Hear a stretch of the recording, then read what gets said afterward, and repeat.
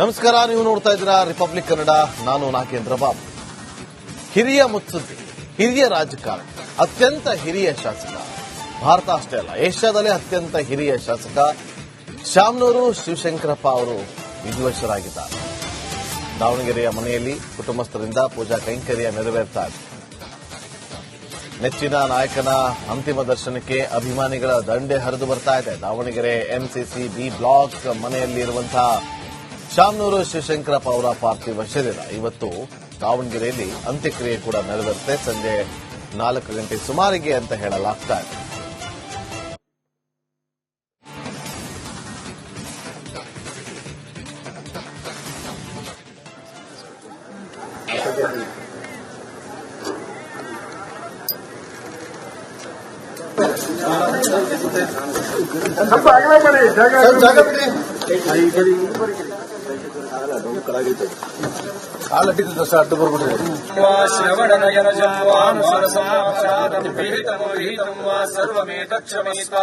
जय जय करुणाब्धे श्री महादेव शंभो, जय जय करुणाब्धे श्री महादेव शंभो.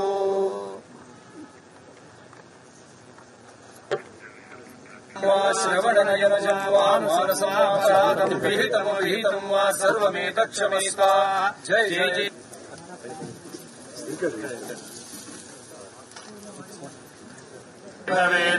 ಮಧ್ಯ ಕರ್ನಾಟಕ ಭಾಗದ ಶಿಕ್ಷಣದ ಕ್ಷೇತ್ರದ ಹರಿಕಾರ, ಹಿರಿಯ ರಾಜಕಾರಣಿ, ನೇರ ನುಡಿಗಳಲ್ಲೇ ತಮ್ಮ ವ್ಯಕ್ತಿತ್ವವನ್ನ ತೋರಿಸಿಕೊಂಡಿದ್ದಂತಹ ಶಾಮನೂರು ಶಿವಶಂಕರಪ್ಪ ಅವರು ಇವತ್ತಿನ ಕಿರಿಯ ರಾಜಕಾರಣಿಗಳಿಗೆ ಮಾದರಿ ರಾಜಕಾರಣಿಯಾಗಿದ್ದಂತಹ ಶಾಮನೂರು ಶಿವಶಂಕರಪ್ಪ ಅವರು ಹಲವು ದಿನಗಳಿಂದ ವಯೋಸಹಜ ಕಾಯಿಲೆಯಿಂದ ಬಳಲ್ತಾ ಇದ್ದಂತಹ ಅವರು ಹಲವು ದಿನಗಳಿಂದ ಖಾಸಗಿ ಆಸ್ಪತ್ರೆಯಲ್ಲಿ ಚಿಕಿತ್ಸೆಯನ್ನ ಪಡಿತಾ ಇದ್ರು. ಆದರೆ ಚಿಕಿತ್ಸೆ ಫಲಕಾರಿಯಾಗದೆ ನಿನ್ನೆ 6:30 ಸುಮಾರಿಗೆ ವಿಧಿವಶರಾಗಿದ್ರು.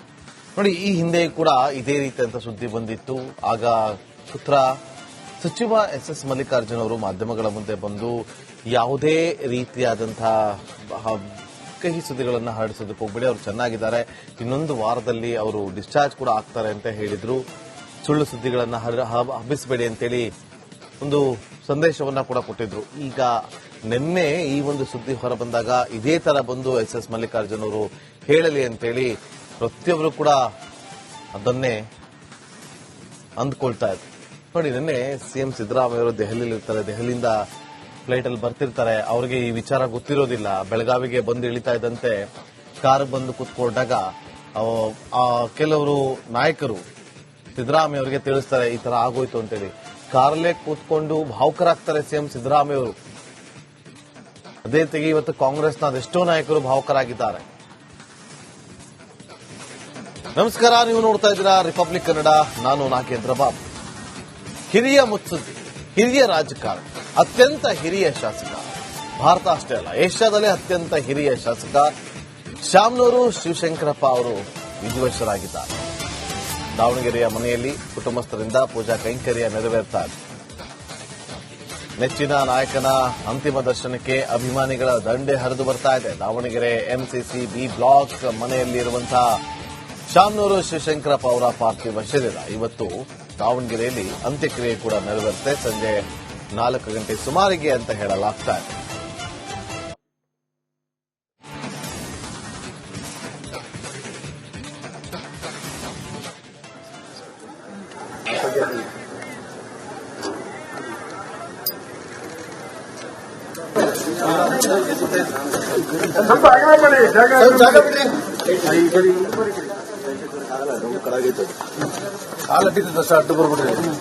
श्रवणनयन जन्वानुसरसाक्षादं वा सर्वमेतक्षमेस्ता.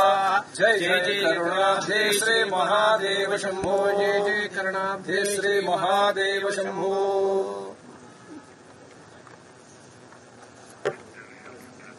श्रवणनयन जन्वानुसरसाक्षादं वा सर्वमेतक्षमेस्ता. जय जय जय.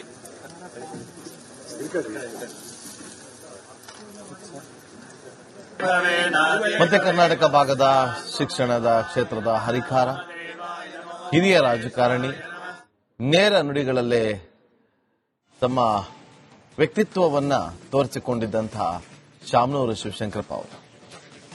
ಇವತ್ತಿನ ಕಿರಿಯ ರಾಜಕಾರಣಿಗಳಿಗೆ ಮಾದರಿ ರಾಜಕಾರಣಿಯಾಗಿದ್ದಂತಹ ಶಾಮನೂರು ಶಿವಶಂಕರಪ್ಪ ಅವರು ಹಲವು ದಿನಗಳಿಂದ ವಯೋಸಹಜ ಕಾಯಿಲೆಯಿಂದ ಬಳಲ್ತಾ ಇದ್ದಂತಹ ಅವರು ಹಲವು ದಿನಗಳಿಂದ ಖಾಸಗಿ ಆಸ್ಪತ್ರೆಯಲ್ಲಿ ಚಿಕಿತ್ಸೆಯನ್ನ ಪಡಿತಾ ಇದ್ರು. ಆದರೆ ಚಿಕಿತ್ಸೆ ಫಲಕಾರಿಯಾಗದೆ ನಿನ್ನೆ 6:30 ಸುಮಾರಿಗೆ ವಿಧಿವಶರಾಗಿದ್ರು. ನೋಡಿ, ಈ ಹಿಂದೆ ಕೂಡ ಇದೇ ರೀತಿಯಂತ ಸುದ್ದಿ ಬಂದಿತ್ತು. ಆಗ ಪುತ್ರ ಸಚಿವ ಎಸ್ ಮಲ್ಲಿಕಾರ್ಜುನ್ ಅವರು ಮಾಧ್ಯಮಗಳ ಮುಂದೆ ಬಂದು ಯಾವುದೇ ರೀತಿಯಾದಂತಹ ಕಹಿ ಸುದ್ದಿಗಳನ್ನು ಹರಡಿಸೋದಕ್ಕೆ ಹೋಗ್ಬೇಡಿ, ಅವರು ಚೆನ್ನಾಗಿದ್ದಾರೆ, ಇನ್ನೊಂದು ವಾರದಲ್ಲಿ ಅವರು ಡಿಸ್ಚಾರ್ಜ್ ಕೂಡ ಆಗ್ತಾರೆ ಅಂತ ಹೇಳಿದ್ರು. ಸುಳ್ಳು ಸುದ್ದಿಗಳನ್ನು ಹಬ್ಬಿಸಬೇಡಿ ಅಂತೇಳಿ ಒಂದು ಸಂದೇಶವನ್ನ ಕೂಡ ಕೊಟ್ಟಿದ್ರು. ಈಗ ನಿನ್ನೆ ಈ ಒಂದು ಸುದ್ದಿ ಹೊರಬಂದಾಗ ಇದೇ ತರ ಬಂದು ಎಸ್ ಮಲ್ಲಿಕಾರ್ಜುನ್ ಅವರು ಹೇಳಲಿ ಅಂತೇಳಿ ಪ್ರತಿಯೊಬ್ಬರು ಕೂಡ ಅದನ್ನೇ ಅಂದ್ಕೊಳ್ತಾ ಇದ್ರು. ನೋಡಿ, ನಿನ್ನೆ ಸಿಎಂ ಸಿದ್ದರಾಮಯ್ಯ ಅವರು ದೆಹಲಿಯಲ್ಲಿ ಇರ್ತಾರೆ, ದೆಹಲಿಯಿಂದ ಫ್ಲೈಟ್ ಅಲ್ಲಿ ಬರ್ತಿರ್ತಾರೆ. ಅವರಿಗೆ ಈ ವಿಚಾರ ಗೊತ್ತಿರೋದಿಲ್ಲ. ಬೆಳಗಾವಿಗೆ ಬಂದು ಇಳಿತಾ ಇದ್ದಂತೆ ಕಾರ್ ಬಂದು ಕೂತ್ಕೊಂಡಾಗ ಕೆಲವರು ನಾಯಕರು ಸಿದ್ದರಾಮಯ್ಯ ಅವರಿಗೆ ತಿಳಿಸ್ತಾರೆ ಈ ತರ ಆಗೋಯ್ತು ಅಂತೇಳಿ. ಕಾರಲ್ಲೇ ಕೂತ್ಕೊಂಡು ಭಾವುಕರಾಗ್ತಾರೆ ಸಿಎಂ ಸಿದ್ದರಾಮಯ್ಯ ಅವರು. ಅದೇ ತೆಗೆ ಇವತ್ತು ಕಾಂಗ್ರೆಸ್ನ ಅದೆಷ್ಟೋ ನಾಯಕರು ಭಾವುಕರಾಗಿದ್ದಾರೆ.